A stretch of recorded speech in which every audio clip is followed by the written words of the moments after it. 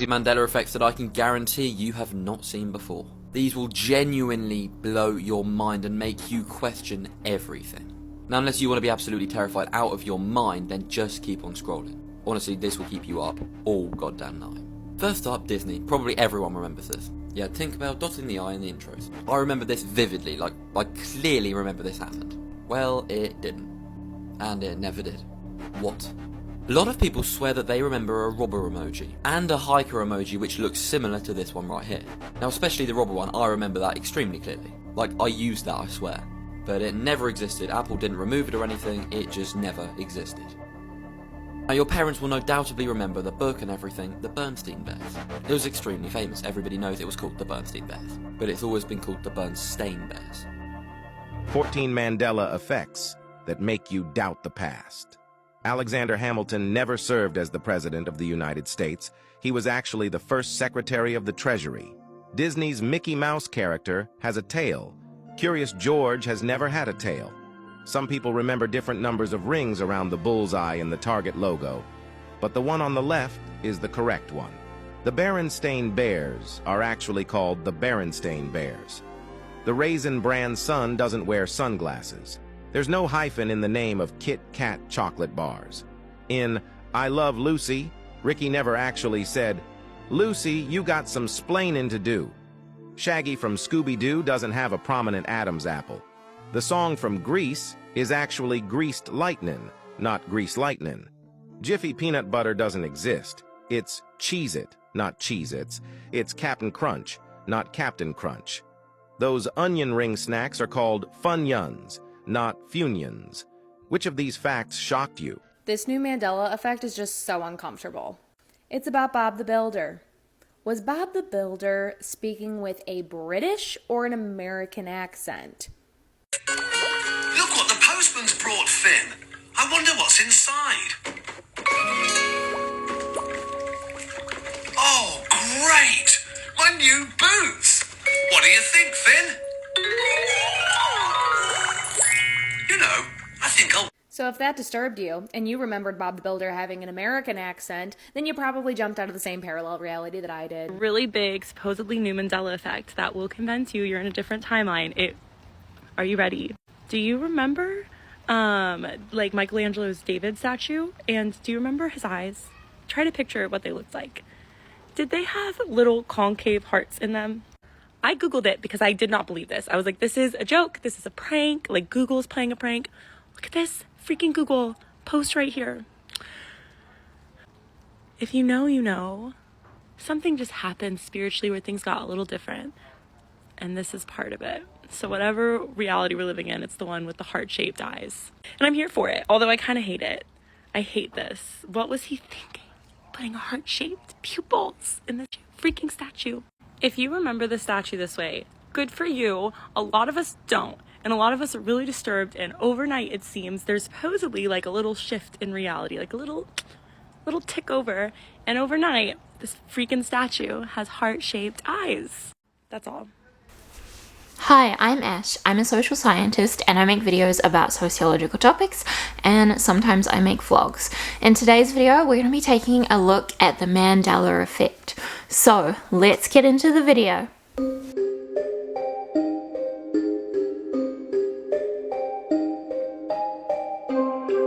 As always, I've written a blog post about this over on my blog, ashley.entangled. I'll link that down below in the description for you so you can check out extra stuff that I might not talk about in this video and all my references and sources and whatever.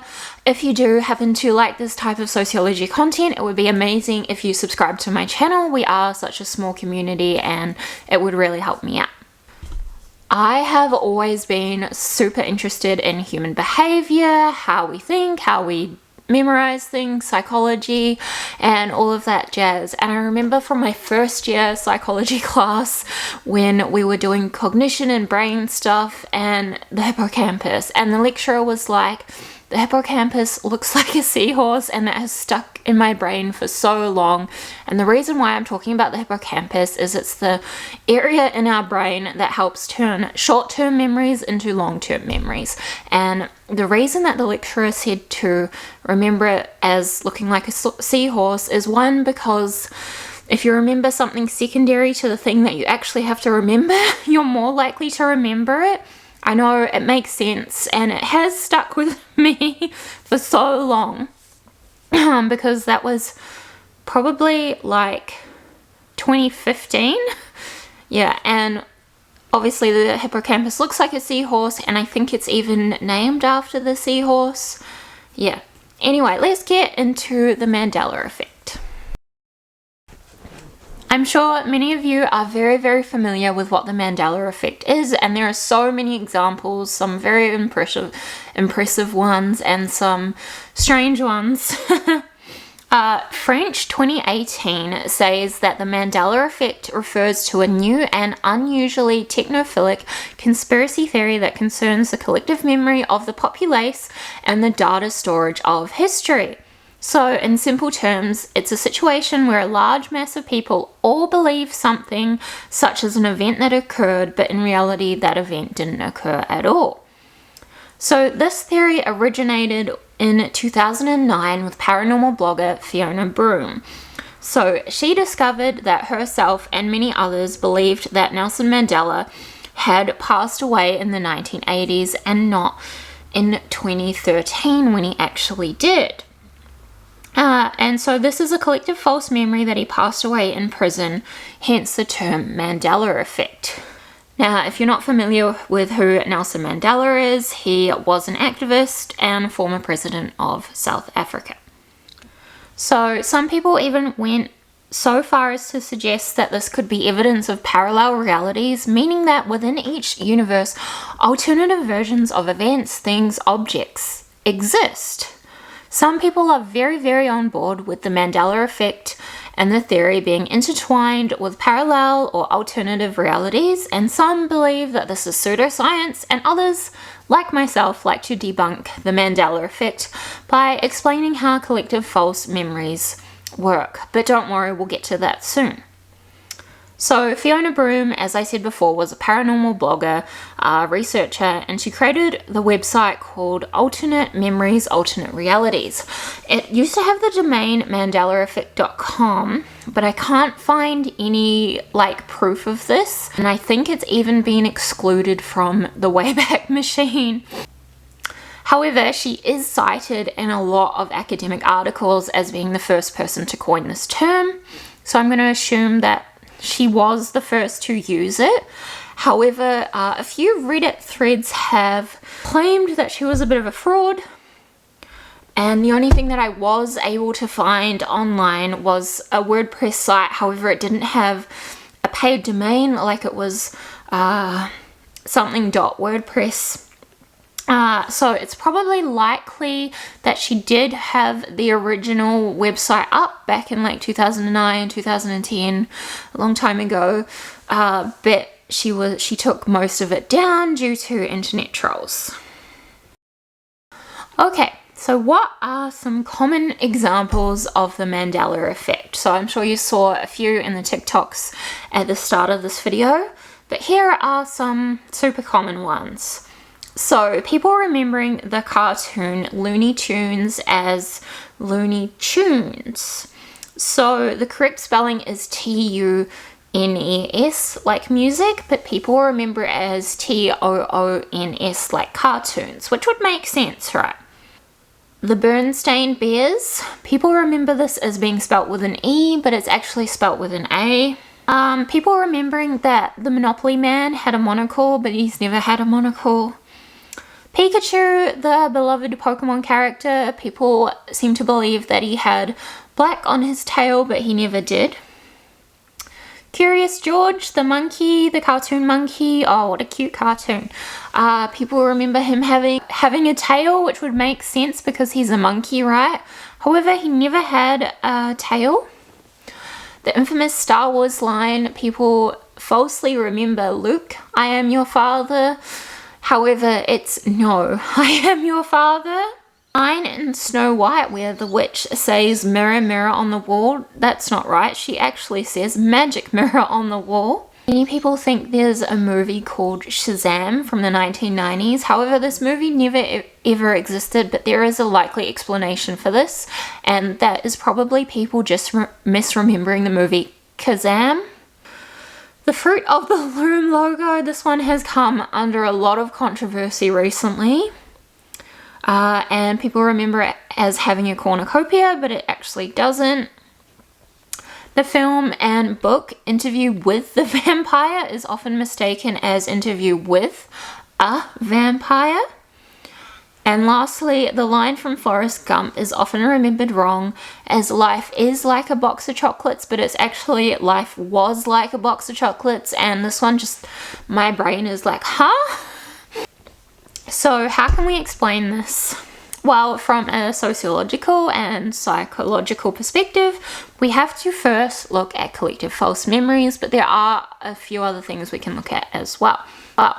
So let's talk about it.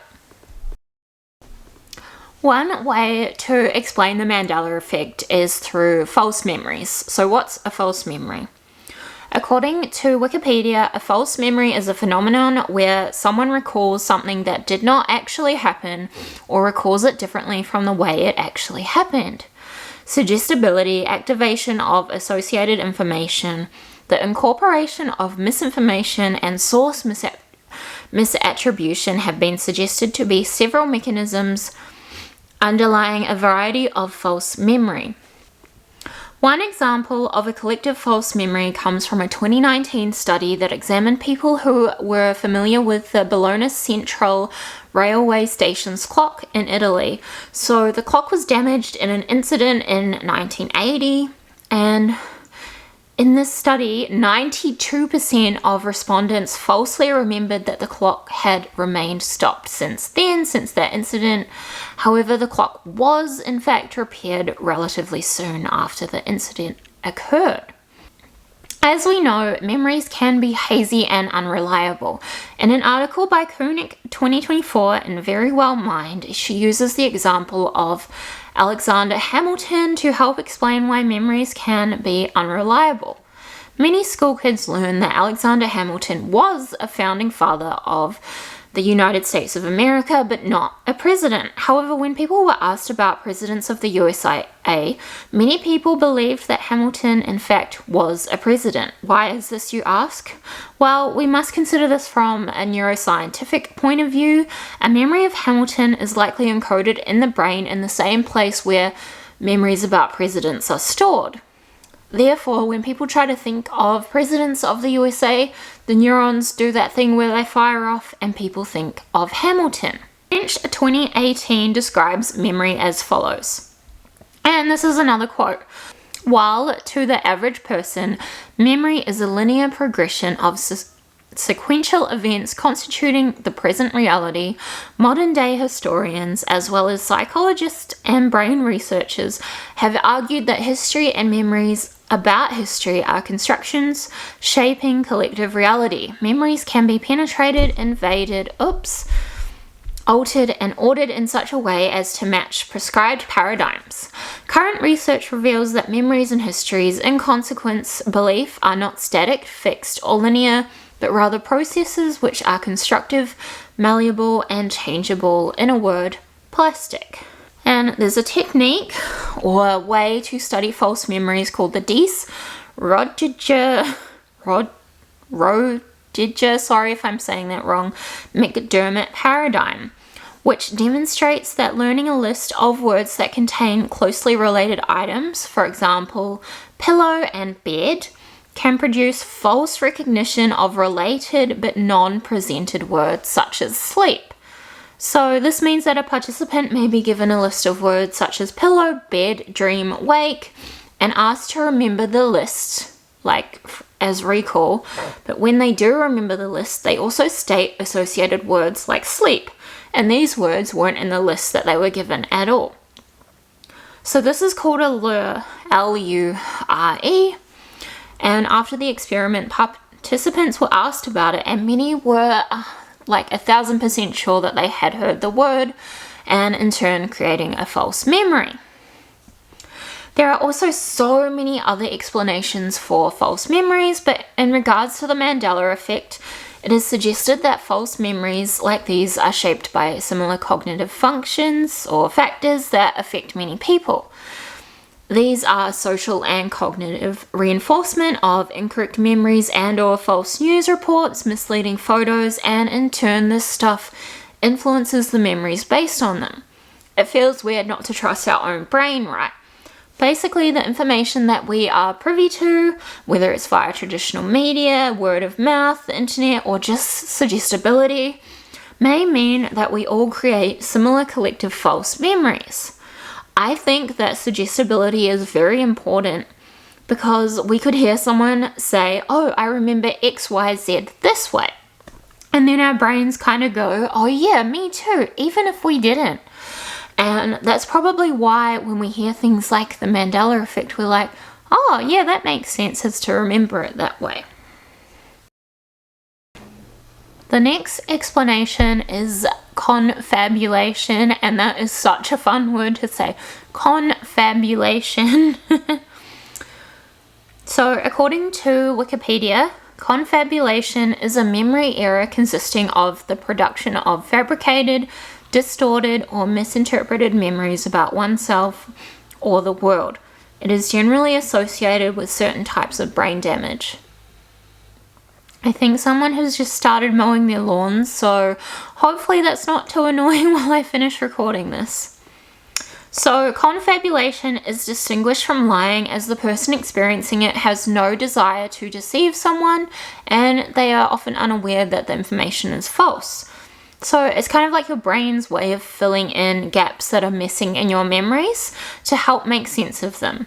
And even though it is associated with brain damage sometimes, it can happen to the everyday individual and increases with age, and it can also be provoked. So confabulation / false memories can also be explained by things like source monitoring errors, where people are unable to distinguish between a real and a fake false memory. So one notable example of this is the Lost in the Mall study, which Professor of Psychology Jim Cohn carried out. Cohn gave his family members short narratives about childhood events that were completely made up. He created a scenario where his brother got lost in the mall as a child. This is something that never ever happened. However, his brother believed that the event did actually occur when he was little, and he even added in additional information.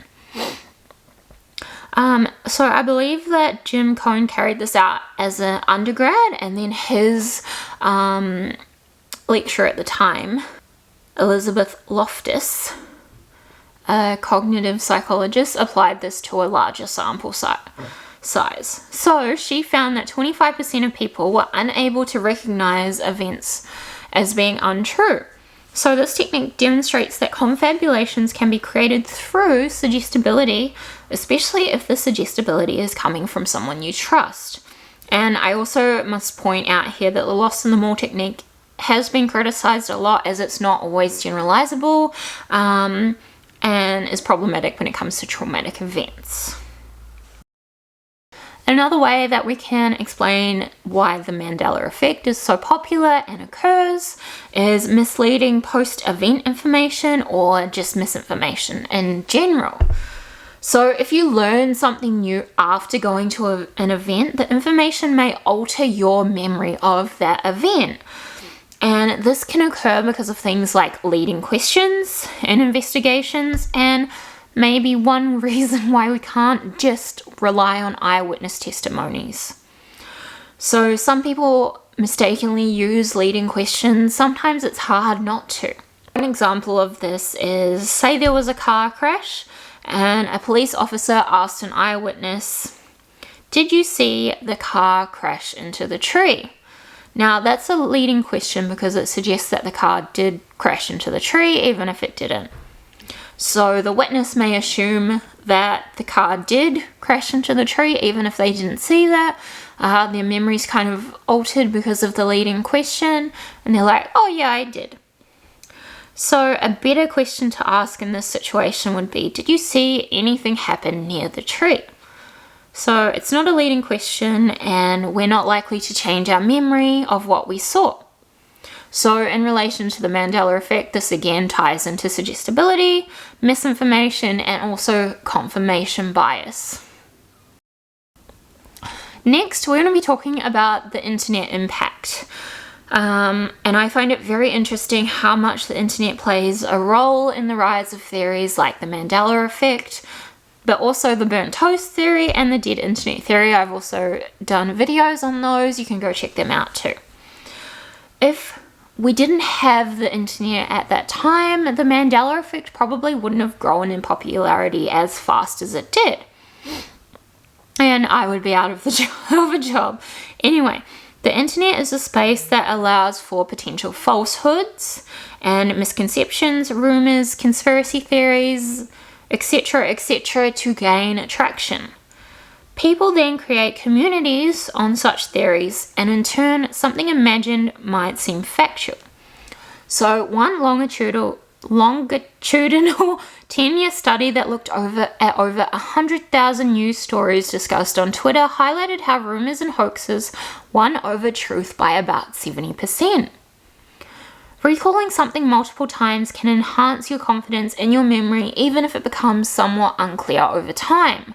When more people are provided with incorrect information about something, these details can be absorbed into others' memories as facts and subsequently reinforced, which is very scary to think about. Okay, alternate realities or parallel universes. And as Sam Pang would say, I'm not gonna lie, discussing and critically thinking about alternative realities is quite scary, and it does make my brain hurt quite a lot, especially as I try to understand it. And I will do my best here to explain this stuff, but I am not an expert on this. I am not a physicist. The last time I did physics was 15 years ago. So alternative realities is a theory that comes from quantum physics. Alternative realities relates to the idea that rather than one timeline of events, alternate realities or universes taking place and mixing with our timeline. This would result in collective groups of people who end up having the same memories because the timeline gets altered as we shift between realities. It is something that many describe as unreal, but we are unable to disprove that there are no other universes or parallel realities out there, and it may be a reason why the Mandela effect is so popular even today. However, we also can't prove that parallel universes do exist either. So we can't prove it and we can't disprove it. And I also want to point out here that there are claims that people think the Large Hadron Collider is connected to the Mandela effect and potential time travel. So if you're unfamiliar with the Large Hadron Collider, it's the world's largest particle accelerator built by CERN between 1998 and 2008. It is used to investigate aspects of particle physics, and I don't think I'd do any justice by trying to explain it more, so you can look that up if you want to. So anyway, there is a probably conspiracy theory that the Large Hadron Collider opened a portal to a completely different dimension when it was activated in 2008, the year before the Mandela effect gained popularity. However, there is no evidence. We can debunk this theory. And I think that we really have to stay with Occam's razor with the Mandela effect.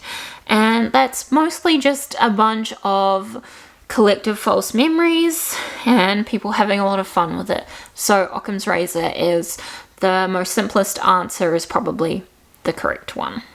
Also, I do want to say that there have been specific studies where people learn about characters like Pikachu and Curious George for the first time, and they see that Pikachu has no black, and they also see that Curious George has no tail, but when they're asked to recall that character by drawing it, they often draw the character with black for Pikachu's tail and Curious George with a tail.